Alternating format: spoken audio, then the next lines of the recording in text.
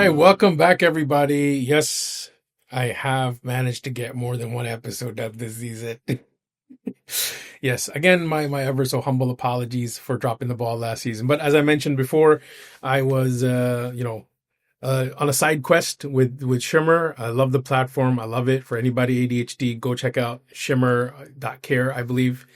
They're fantastic. They're absolutely fantastic. The profile of coaches that they have are amazing. Talking about coaches and talking of bringing things full circle, I have an absolutely wonderful guest today in my tiny little studio. We're working on expanding. I'm gonna let her introduce herself, and then we'll just kind of get into the swing of things. Hi everybody. I am Laura and I am a family wellbeing and behaviour specialist based in Dubai, but I work internationally. And I have been fortunate enough to be invited onto this show today. Very excited. Well, thank you very much for being here. I appreciate it. Laura, before we get into what you're currently working on, give me a little background. How'd you get to where you are? Okay, so I have come from a bit of an all over the place platform.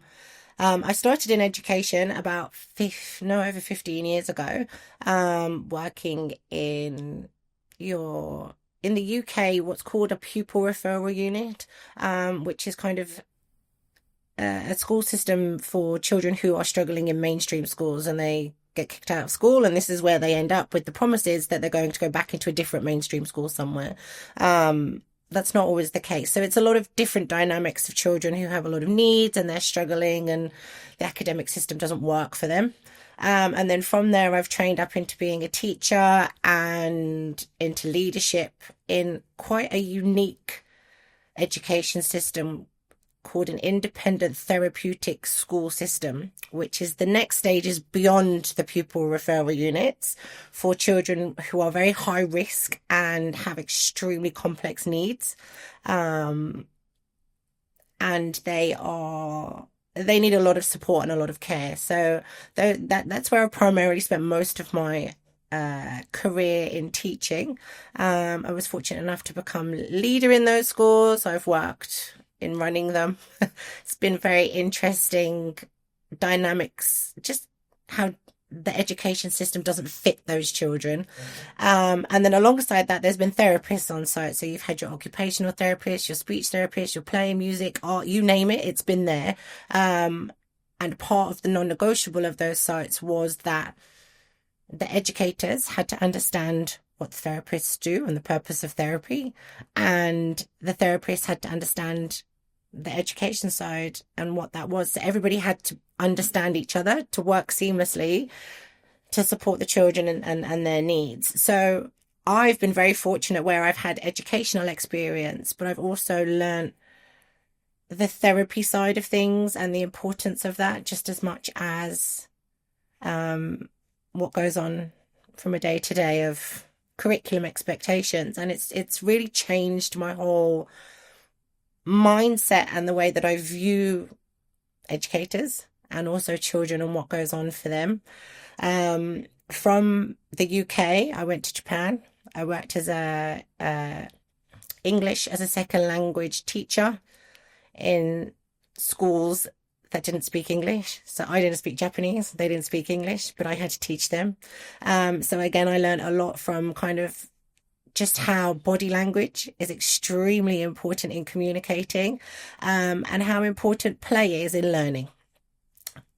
Because I can't stand here and give you an instruction. You have no idea what's going on. From there, I went to Australia. I worked in Australia. I actually ended up in the fitness side in Australia, in swimming, where I learned more about neurodiversity in the water, and how, again, the systems in Australia are very different to the systems in the UK around teaching swimming. And I was a nanny as well. I live in nanny. So different dynamics. Again, this one was more impersonal in the family home itself and seeing the dynamics of what goes on the ground.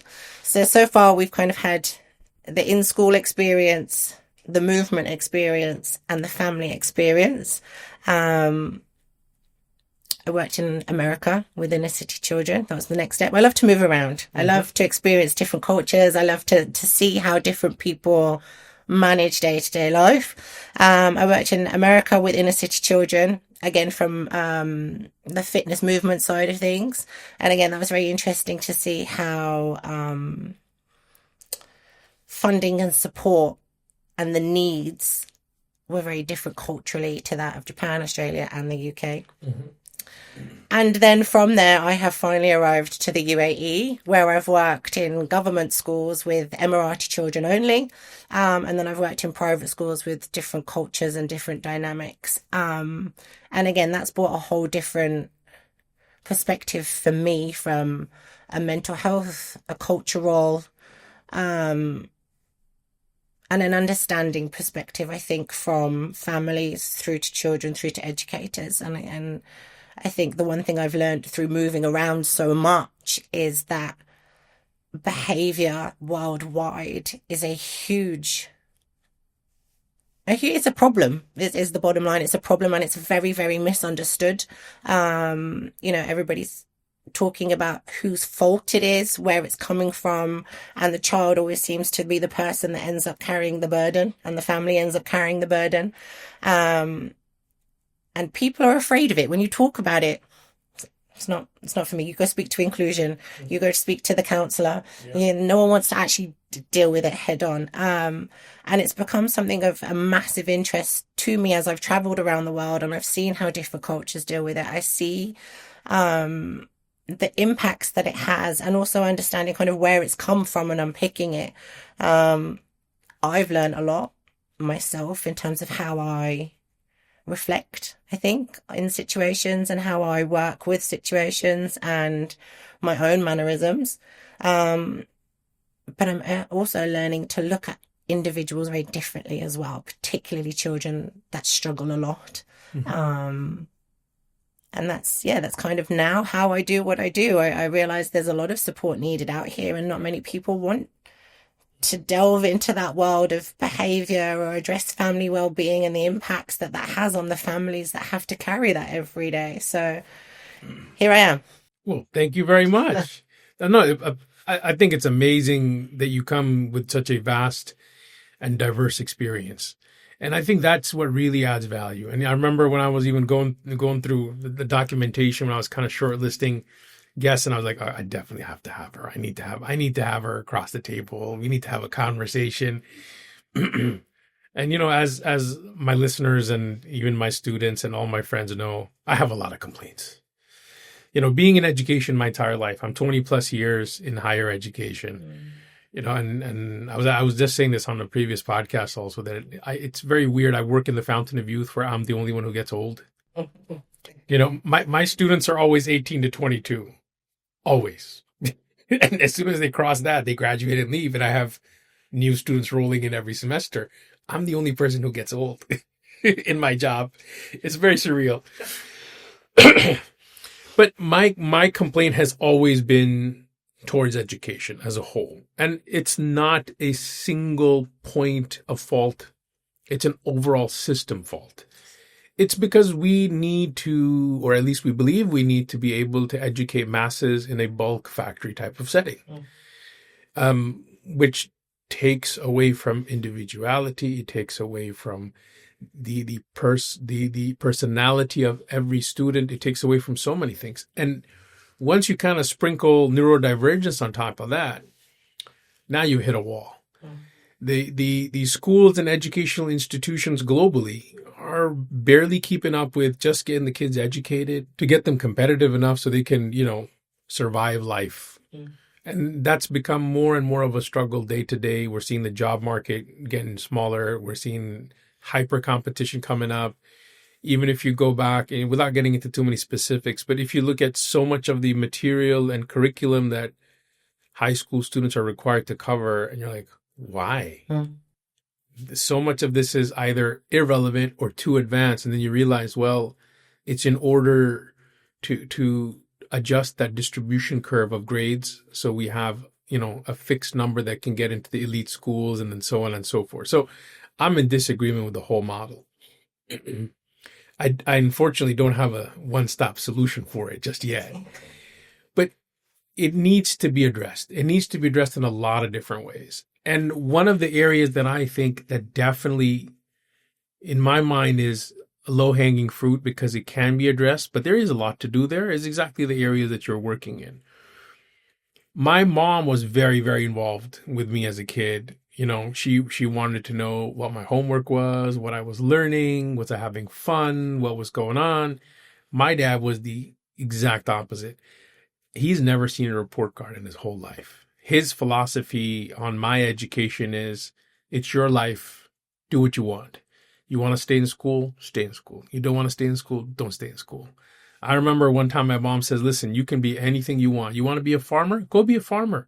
There is no job that is not respectable as long as you do it right. But if you're going to be a farmer, you still need to get a university degree. Then you can go be a farmer.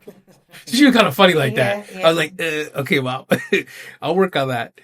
But my dad was completely the opposite end of that spectrum. And he's like, no, not it. It's just, you do you. My job is to make sure there's a roof, there's food, and, you know, the bills are paid. And whichever college school you want to go to, you know, I'll cough up the tuition and, you know, let me be. I think both worked. I had freedom and I wasn't too kind of umbrella parented, but at the same time I had accountability, which was from my mom's side of stuff. And I think I was very fortunate in that mix. But once I got to university, as in working at university and teaching, and I would work with a lot of students, I work with advising also about, you know, which majors to take, what courses to take. You would see young minds completely lost. And this is a young person who is not particularly, let's say, struggling with dyslexia or ADHD or any of the neurodivergent side of things. You know, and as soon as you throw that in, this world is not designed for them. The systems are not built for them. And I think it's only been relatively recent that it has gained popularity in the UAE, this whole inclusion thing. I remember my kids are 20 and 18 now. You know, so when they were little, there was nothing called inclusion or a department or division or teacher or inclusion person. Like, what do you mean inclusion? Everyone, huh? What is that? I literally didn't know the term. I think I caught on to it post-COVID. And that was because other parents were talking something. Oh, yeah, we have something inclusion. I'm like, excuse me, bro, what's this? You don't know what this is? No, tell me what this inclusion thing is. And then they explained it to me. I was like, oh, fine. In my head, I'm like, finally, we're catching up. I'm not saying it wasn't there. It was very, very, you know, few and far between. And definitely those gaps are now starting to get filled in. But now we're starting to uncover a lot of the family dynamics. You know, and we have that saying, it takes a village. Well, the village is everybody. It's the family. It's the brothers, the sisters, the mom, the dads, your friends, your neighbors, everyone at school. And we've always kind of also seen that the family tends to disconnect in a lot of places, and they, in essence, pass the buck that, well, teaching is a school problem, not a me problem. And then within the school, everyone also passes a buck. Well, my job description said teach geography. You know, if the kid is struggling, ever so politely, not my problem. It should be somebody else's problem. I used to, early days, I used to kind of blame them. Then I realized they don't have the training to be able to handle it. They only have training for A, B, and C, and they can only do A, B, and C. And it's, if anything, it's wrong for them to do something that they're not trained in. So there's gaps on all sides.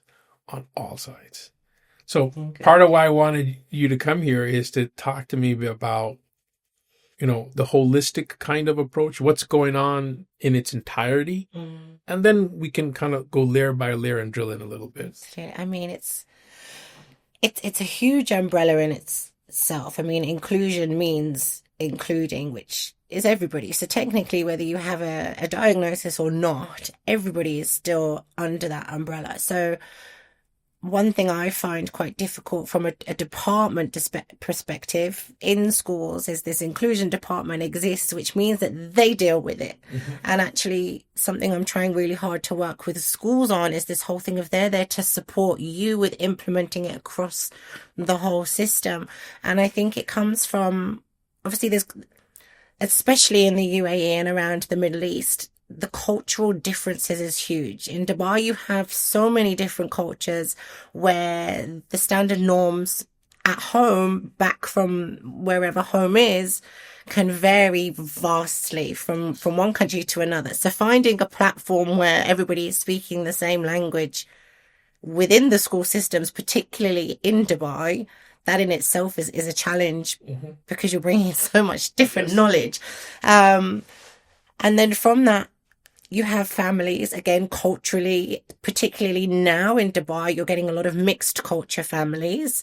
So not only do you have kind of your locals who have been here for a long time and have been taught a certain way of dealing things, the confidentiality, the community, the privacy that goes around that as well. And then on the flip side, you have Westerners who are coming in, you have Americans who are told you should have a therapist for everything. And again, you've got the complete different extremes in terms of how we talk about things and how we don't talk about things, and the taboos and the non-taboos. So you have those dynamics before you even add in or split things up from a family side, a school side, a therapist side. And then another thing that I'm noticing as well is because people are struggling to schools are struggling to find the dynamics in terms of who is responsible for what, because unlike some countries like the UK where you have your mainstream schools, then you have your specialist schools for children that are struggling, then you have your more unique specific schools for your higher risk children, and then you have your special schools for those who are physically not able to access. Here, everybody kind of gets put into the same system, which again, teachers are not specialized in. Whereas in the UK, you would get those specialized depending on the provisions that are relevant for them. So already you have mainstream schools here that are told, teach a class of 30 children, but your 30 children come from every different background you can imagine. They carry every single different need that you might imagine. Some you will see, some you will not. Some you may think you know, some you have no idea about. Some don't exist yet in terms of the medical world that we live in. But you have to teach them this curriculum. This is your deadline for teaching it. And if you don't teach it and you don't get the grades and you don't figure it out, you are the one as the educator that we questioned as to whether or not you're good enough at your job and whether or not we should continue with your placement here. So that's the pressure that goes on there, which then obviously feeds into the mental health of the staffing systems. You have the mental health of the parents who are struggling. You have parents who travel a lot. So you're adding in dynamics of other caregivers from different backgrounds. You know, in the UAE, nannies are a big dynamic. You have your chefs, your drivers, you add those into the family mix as well. So not only have you got the way the parents want them raised, you have nannies who spend significant amounts of time with these children who may or may not have the same boundaries and expectations as the parents. You then have drivers who again work with the nannies, who work with the parents, and you see different personalities with the same child. You'll see when mom and dad come in to a meeting, how they behave versus how they behave with the nanny versus how they behave with the driver. And then no one understands why these behaviors are so different. But then you look at the way each person is talking and communicating and the expectations and all the rest of it. It makes sense why they're running circles around people. And then schools are holding parents accountable. Like you said, parents are holding schools accountable. People are then throwing children into the system of getting diagnoses and assessments. I have actually spoken to a few therapy centres out here. I'm not going to name names, but one of the questions I do ask them is, how long are your programs for children? How long do you expect a child with XYZ to be here? Because the idea is that it shouldn't be forever.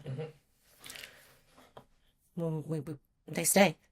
Well, yeah, they stay because it's and then I have another question, which is, if a child comes to you for an assessment, but they don't meet the criteria for a diagnosis, what do you do? And they say, well, we've never turned a child away.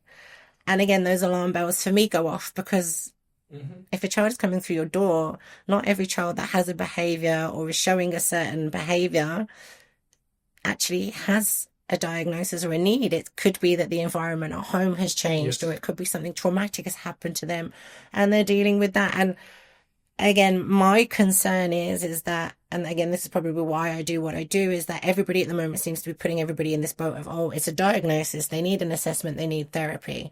When actually, have you considered the environmental factors that these children are going through? Have you considered any experiences that these children might have gone through that could have put them where they are? Have you thought about it? How do the adults interact with them? Are the adults the trigger? Are the adults the problem? Is the learning environment accessible? Is the curriculum accessible? Are teachers and there's nobody seems to put it back on that whole self-reflection or what can we do about it? It's very much the child is the problem. The child has an issue. They now need to go and deal with it over here. And I don't agree with that. I don't agree with that. I don't actually agree that having a piece of paper that says this child has autism or this child has dyslexia actually changes anything for that child. Yes, it gives strategies and helps the educators understand it better. But actually, in theory, if people are on the same page and implementing a series of strategies across the board, everybody thrives through that. It's not a case of, oh, we need to do this for this one child and this for this one child, and then we still need to teach a class of 30. No, I have seen some of the best educators that implement every strategy in the sun for their whole class, and that class is one of the happiest, most comfortable, thriving classes you will see. But a lot of people have it in their heads, oh, well, then I need to do completely separate for this child, and I need to do completely, and now I have 20 different separate things to. No, it doesn't work that way. You touched up on a lot of very interesting things and very important factors. The disconnect on how kids are being raised these days is absolutely ridiculous. And you're 100% right. The child with their parents is different than with the nanny is different, with, their friends' network is different, then at school it's different. Shouldn't be the case. This is just lack of, if this was a business situation, or if this was a company that I would walk into that I'm consulting or advising, I'd say you guys have terrible communication. How do you not know what each other is doing? You have one directive. How are you lost on this? It doesn't make sense. But that's the reality of what's going on. So it's a constant compounding effect. We're seeing, as you rightfully said, we're seeing people come from different cultures, different countries, different biases, different stigmas, different, all of that, different expectations of performance. And the systems are either they're designed, everybody falls under the same umbrella, or everyone needs to be special and we don't know what to do. Go get a shadow teacher. And then let the shadow teacher deal with the gap. And it's ridiculous. And that's another thing in itself is the shadow teachers is does that child actually, and there's so much around that. I know. One, particularly for older children, mental health and socially, that has such a negative impact on them and their identity and who they're becoming. But also parents already paying a lot of fees for children to go into schools, and you've now turned around and said they need to pay for another adult because we as a school don't have the time or the staff to be able to understand what your child needs. So therefore we want you to pay for someone to follow them around all day. And don't get me wrong, there's some incredible staff, but their knowledge is no different to that of the schools. But you're expecting these people to work with children who have significant needs that do need addressing. But what are they doing? Most systems are broken in different ways. I keep talking to, a lot of people, but I'm always actively in touch with teachers and educators. We hear kind of the same thing. We're underpaid, we're overworked, we're not properly trained. We just kind of said, make sure you get these number of hours every year. And then we go to whatever is the cheapest place that gives us those hours, take a nap, have 2 coffees, get the certificate of attendance to get those hours and whatnot clocked in. I'm like, this doesn't work, guys. And then you talk to school administrators and they're like, oh yeah, budget's tight. But end of year, this many hundreds of millions in profit. And I'm like, I'll see what happened here. So, this hyper commercialization of education, this is bad. But then again, you mentioned it earlier, this hyper commercialization of the medical industry, also bad. Why do they not turn kids away? Because kids are billable. And, a kid is never going to be in a situation to say, oh, I don't think I need help anymore. They're going to trust the service provider to say, okay, yeah, this kid doesn't need our help anymore. Well, who's going to turn a kid away? That's unlimited billing forever. Right. Parents only stop when they're like, we can't afford it anymore. So there's systematic failures across the board. So now I want to, now that we've kind of dumped on everything. Right. So to those people that are doing amazing, and there are 100%, but not everybody is there yet. There's a lot of amazing people. There's a lot of amazing institutions. There's a lot of awesome work being done, but sadly they get left out in the noise. And it's very hard. A big part of what, I do as part of Mental Health AE is replying to messages and DMs about, can you refer somebody good for this or that? Mm. And then in my head, I'm like, there's post-COVID, a lot of these service providers, these Googles, the searchabilities, the directories, listings, they've all popped up. Mm-hmm. But people are still, trying to figure out who the good people are in this noise. Mm. So a lot of the stuff that I'm doing is just making connections. I say, yeah, you know what? Actually, I have somebody who is good for this. Let me make an introduction. And then I'm out. Just a couple of weeks ago, I had a mom reach out. Her son is potentially on the spectrum. She's not sure. She doesn't want to go to any of the mainstream, hospitals and whatnot to get an assessment because she's worried about, they're just going to rope me in and it's the label that goes with it. Yeah. Bill me to death. And then I'm going to be stuck with this. Can I get it done with somebody that you trust? I didn't know anybody directly. I said, but give me a minute. I reached out to some people I know in the industry. I said, listen, this is the situation. This is the mom. Here's the text that she sent. I have permission to share. Do you know somebody you trust? And then that's literally my opening line. Do you know somebody you trust? And then I'll explain it. And then, people come back and say, sorry, man, don't have anybody in this. Or, hey, I actually have somebody who I think would be really good. Mm. I'd be like, thank you. Here's the contact. Now you carry on. So there are. So I know we dumped on it a lot, but there are a lot of great people operating, but the systems still don't support them. And a lot of people leave eventually because that burnout, because they are carrying the weight of so many people, and the job that they do is amazing. That, like you said, people come to them, they're overloaded, the expectations are huge.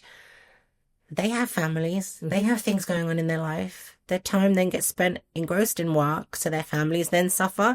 And then we're back into that cycle again of you're helping other people's families, but what's going on with yours? Or what's going on with you and your mental health when you're trying to hold everybody else's up? Like, that in itself is a whole... No, and I'm guilty of this. I've reached out to some amazing people, and I'm kind of like, listen, so-and-so person needs support. They need help. You're the right person. And I hear a sigh, and I'm like, I know. You're already, overbooked, overworked, over everything. Your job, yeah. But and I know it's wrong, but I will still be able, like, listen, I really appreciate it if you could just make space for just one more. But the problem is, it's never just one more. It's many, many one mores. And yes, it takes a toll. It takes a toll. That's why you have to love what you do, I think, as well. And you can see that as well. A lot of people, again, particularly out here, they come out here because of the lifestyle that's sold on social media, and going into the education system is one of the easiest ways, and the packages are very nice. And again, are you doing it for the right reasons of understanding the needs? And there are some schools that they're very hot on that with their recruitment, and there are some that are a tick box for fee purposes, as we've said before. So, Well, I think we can safely conclude that there's a lot of work that needs to be done across a lot of different variables and a lot of different stakeholders. And I always, kind of double down on the parental involvement. Again, not comparing to any industry average or global whatever. I just think parental involvement needs to be significantly more active and not passive. And it needs to be more advisory than, telling. And this is again from my mom. And one of the things she told me when, I was expecting my first kid 20 some years ago. And I was like, Mom, I don't know how to be a dad. And her answer was, well, from your parents and your friends' parents, do what you thought was good and don't do what you thought was not good. And I was like, that's it? She goes, yeah. And then the next thing she said was, you need to be involved in your children's life. You need to be actively involved. And, you hear that in passing. You're like, yeah, sure. Thumbs up. I'll do it. But in that moment, I was like, no. There needs to be like a guidebook I've gone through 13 different books right now about parenting, but no. I need to understand from you. And she said something. She said, look, when you were very young, I was your parent. I was telling you, do this, don't do this. Then as you got older, that transition from parent to parent friend, and that transition from confidant and friend, and that transition to advisor. Yeah. And she goes, now we are at a stage where I am not your advisor anymore, but you are my advisor because you understand more of the world than I do. And I was in my mid-20s at the time. And I was like, oh, this is interesting. So I applied the same philosophy with my kids.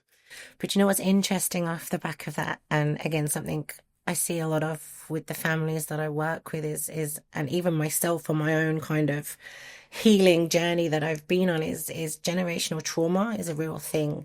And learning from what your parents did or didn't do, obviously that's the only way you know how.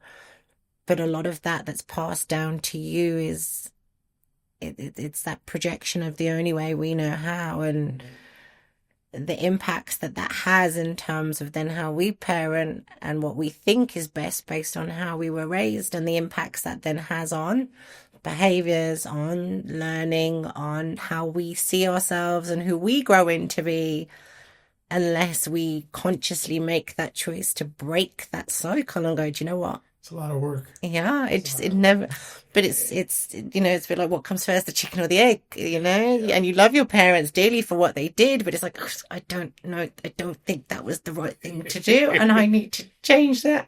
Yeah, well, it's part of growing up, and there's a lot of parents who will kind of hold their kids under their thumb and constant control their entire adulthood, and I'm like, oh guys, this is just the wrong way. Anyhow, this is a whole separate separate discussion that we can definitely get into. So now I want to kind of get back to, we've discussed what's been going on. We definitely agree on there's a huge amount of work that needs to be done. And I remember early days when we started Mental Health AE, my co-founder Latifa, she asked me, she goes, Ali, it's just two of us. What real impact can we do? We don't even have any money. and I said, and I told her exactly, again, thank you, Mom, for all the great advice over the years. I'm like, and I told Latifa, I'm like, Latifa, if everyone does a little bit, that adds up to a whole lot of bit. So how about we do what we do? And if because of us, even one person is in a little bit of a better place, mission accomplished. Right. And if there's 2 and 3 and 4, and those 2, 3, 4 further help somebody else, and I said, you need to think of it as ripples. So I'm gonna throw the rock in the pond, and I'm not gonna count the ripples, but I'm gonna know that they're there. So tell me about your ripples. Tell me about what you've been doing. Tell me about what you've put together now. Okay, so I think, and I obviously don't want to say it and be wrong, but I think what I am doing is the first of its kind in the UAE. But again, in terms of the company name is ICAN Collective. I think it has to be done collectively. Like, there's no way that as a standalone I can do this on my own. So, I've been speaking to therapy centers. I've been speaking to schools. I've been speaking to educators. I've been speaking to parents. I've, trying to figure out where the need is and how I bring people together. Kind of being an advocate for people. So parents in particular, their voice and knowing what to ask schools, knowing what to say to therapy centers, knowing what to ask for in general with their child and where to push back and say, actually, no, this is you and this is me, and helping them understand how that works from an empowerment perspective. Working with schools around, again, empowering them in understanding and feeling confident when dealing with behaviors. One of the big things that I realize as well is that everybody waits until it's a crisis point. Oh my goodness, this child is currently hanging off the school. This is the 6th month that it's happened. We need help. And I'm like, this didn't just happen overnight. There have been signs. Why have you not picked up on this before? And again, like you mentioned on before, that accountability in terms of people have been telling you, when you unpick in schools, there's always a member of staff that has identified this early on and said something to leadership or to their line manager or whoever that is. But it's been a case of, oh, there's no blood, there's no danger, we don't have to call the police, it's fine. Yeah. And then it starts to build and build and build, and then before you know it, there's chaos is happening, and then that's when there's a problem, and then that's when the parents get called in, and then that's when the kid gets excluded, or there's a plan. But again, it's helping people understand and identify the earlier interventions. Schools need a lot of support around identifying early on the behavioral side, not the necessarily need or diagnosis. I hear a lot of stuff. Oh yeah, he's got autism. Where's his papers? Oh no, but his behaviors are all, you can't diagnose someone.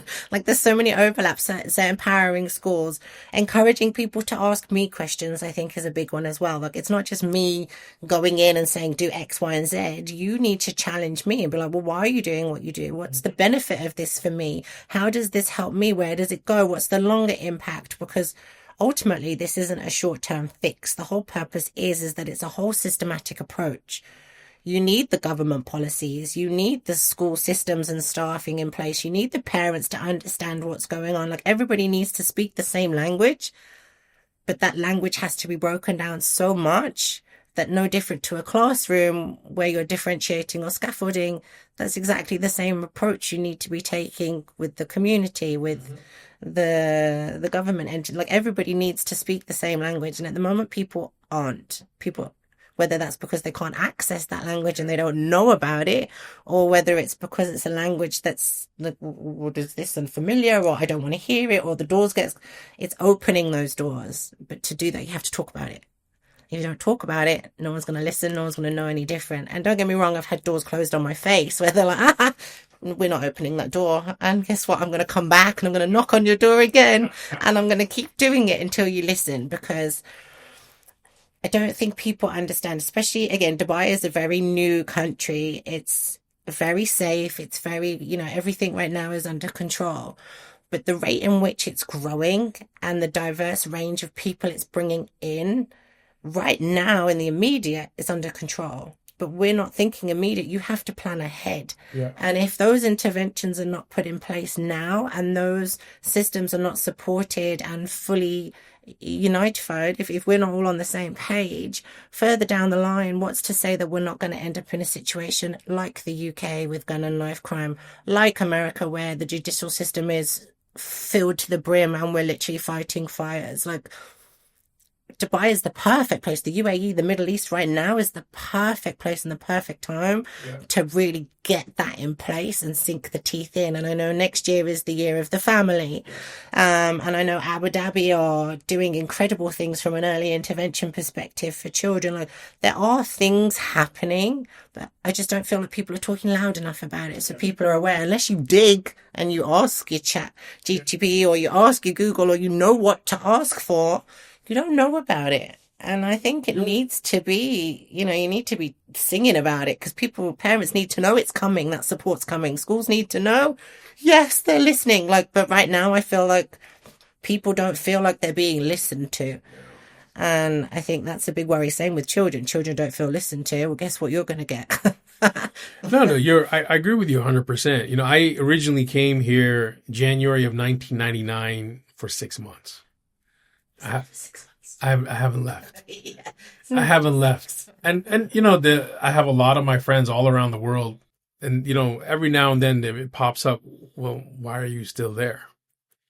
I'm like, honestly, I can't think of a better place to raise my kids. We've got safety. We've got security. We've got law and order. And the biggest thing, and, being here, well over 2 decades, we have growth. We have mountains of growth. And the amazing thing is the support that kicks in at the government, well, all levels, but especially at the governmental level. They're not going to announce, oh, this is the whatever headline and just some fluff. No, there's action behind it. There's people being activated behind it. And when we talk about innovation in corporate and trying to create an environment and an ecosystem that fosters innovation, there has to be the ability to take risk. There has to be the ability to fall and get back up. And I've seen this across the country. We've launched an agenda for the 2026. It's about family. Mm-hmm. I love it. Yeah. I love it because I know it's not just marketing. I love it because there's going to be action. I love it because people and organizations like yours and mine are now going to further push and further leverage the cause. And I like it. So, but let me come back to your organization. So how can people engage you, or how do you engage? Like, what's the system? What's the modality of how things work? In terms of a system right now, it's basically me coming at you. Like, if you work with children or you are involved with children's lives, I am at some point going to be in your inbox and you're popping up on your phone screen. I'm reaching out to people because people need to know that I'm here. Again, me sitting around expecting people to be like, oh, let me Google and see if it's not going to happen. Mm-hmm. So I'm present. I'm around. I do a lot for schools in terms of workshops and free parent support. I do a lot for families reaching out. It's strange actually out here again. It's very much about word of mouth. Like, you could put all the marketing out in the world, but if people don't know you and they don't know who you are as a person, they don't want to know. But I love that, because then that really does show that you care, if you care. And people are very good at reading on things. So yeah, it's being present at events. It's just talking to people. It's still very new. I came out of education in March. ICAN Collective was born in August.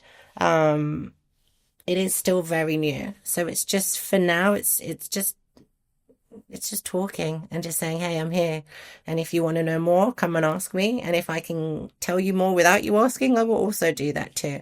But I've in that time, I think I've made already over 40 partnerships who understand what's going on in different areas, different fields that I didn't even know existed until I started digging around and finding what's going on. But something that kind of does underline everything in terms of all the different organizations and communities is, regardless as to what's going on the surface, everybody's intentions are the same. Oh, yeah. The intentions are always about the child. It's just knowing what to do with those intentions and how to do it. And again, fortunately in the UK, the system of like you have the what's called MASH teams, or the team around child teams in the UK, which involve the social services, schools, any other external agencies involved, and the parents, and that's a non-negotiable. That is there, and that's something very similar model-wise that I'm trying to bring here. But to do that, again, I have to initiate that, because people are not going to come to me. I need you there. I need the therapist there, the parent there. Everybody needs to be in the same room to know what to do for this little boy or this girl or whoever it is. But at the moment, you're talking one language. No one's coming together. So I like to talk to people at the moment. It's good. No, but what you said is 100% accurate. And as I said earlier, also, a lot of what I do with my platform is connecting people. Actually, quite honestly, probably 80-90% of what I do is connecting people. Everything that you see is small. Yeah. Whether it's the podcast, or we're doing some event, or we're doing some support group, or whatever it is, that honestly is maybe only 10-15% of my time. The rest of it is I'm just connecting somebody to somebody. And the word of mouth is huge in this part of the world, especially, and in UAE especially, because we have a constant influx and very high turnover of various service providers, across the platform. You don't want to walk into the door to somebody new. And, I always give the example of my dentist, Noura. I don't know if I should, because she's going to be angry with me, because I was supposed to see her a year ago and I've been ditching. But no, I love her. She's fantastic. And it was literally one of those things that I was just kind of walking around. I saw a roll-up poster and it said dental checkup. And in my head, I'm like, well, I haven't gone in, I don't know how many years. let me just do a checkup and see how bad the situation is. Because, nobody likes to go to the dentist. And I just happened to walk into her clinic. And oh my God, she is such a talker. I love it because now she's explaining to me what's going on. She's telling me what this is. And I'm not getting yelled at. I'm not getting, I'm being talked to really nicely. I'm being informed. Safe, right? That's the word. You have to feel safe. All of that made me surprisingly feel safe in that dentist chair, which I've hated my entire life. And then, I after whatever was done, I left and I booked a follow-up appointment for the treatments that I needed. And literally, I texted on my family group. I'm like, guys, I found my new dentist. Right. And then they're like, who? And then my brother, like, oh yeah, dude, I need to go. And then my, I need to go also. Yeah. So, I mean, I'm not even counting referrals, but comfortably 30 to 50 people. Easy. Yeah. Because that word of mouth carries weight. Okay. So let's definitely get the word out there. Let's push on. I'm aware of time. Let's push on more conversations. Absolutely. I'm so happy to have you. Thank you for having me. I love this. And now that I've got people listening, where can they find you? Drop me a little. What's the links I'm looking for? What's the website? What's the Instas? What's the handles? So the website is icancollective.com. The Instagram is at i.can.collective. Those are the best places to find me and what I do. Yeah. Fantastic. I love it. This is really, really great. This has been fantastic. And you'll see the links, and guys, everything pops up somewhere. I don't know where. They keep moving the menus around. Whichever platform you're watching on or listening on, I'll definitely have all the links available. This has been absolutely wonderful. Thank you. Great to have you here. And I know, guys, we spend a lot of time kind of hammering the issue, but the reality is that the issue exists, and you need to have awareness and understanding before you can go towards building a solution. Absolutely. So hopefully we're moving people towards building that solution and getting together. I hope so. Thank you so much. Thank you. This has been great.